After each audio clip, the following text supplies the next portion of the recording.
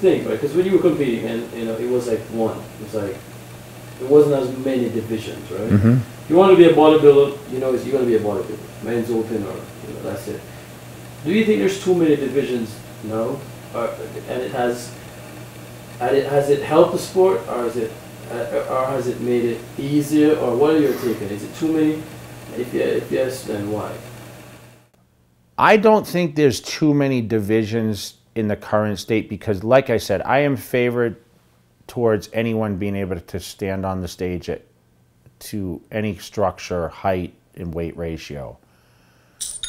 I think most importantly, sorry, I don't know why that did that. I think most importantly, you have divisions that have it had to evolve.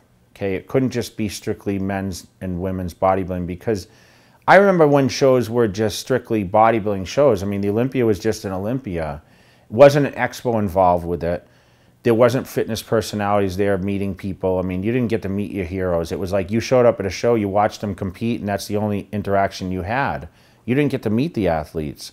So that's kind of evolved along with just like the divisions. They've created these things because everyone needs a place. I mean, where would some of these shorter bodybuilders, remember back in Arnold's day, they had the shorter Mr. Olympia and the taller one.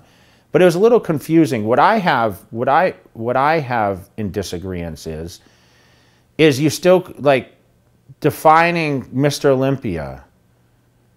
There should be one Mr. Olympia, and that's our current Phil Heath wins the Mr. Olympia title. It's a Sandow trophy. There's only one guy that gets a Sandow, right?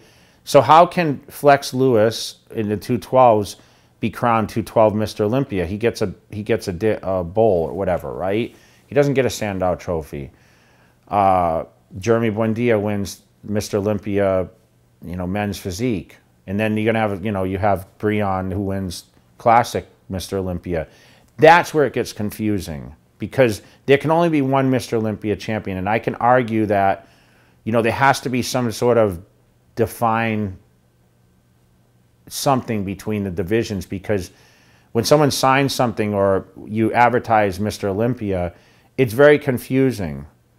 I mean, it's like a boxer saying, well, he's a world champion in all the different divisions, but they all carry different belts and different, like, whatever it is, organizations or whatever else. I mean, how do you say IFBB, Mr. Olympia 212? It's just too confusing in my opinion. So that's where it's getting a little much because now I mean, how many Mr. Olympia winners are we going to have in one show between the women's side and the men's side? I just think it's a little, it's getting a little much, and they need to determine, like, okay, what level do we give these guys in the prizes that exist with it? I mean, there's only so many Sandow trophies that exist. I mean, just like the Arnold. I mean, the Arnold's the same thing. The 212 Arnold, they got rid of it, right?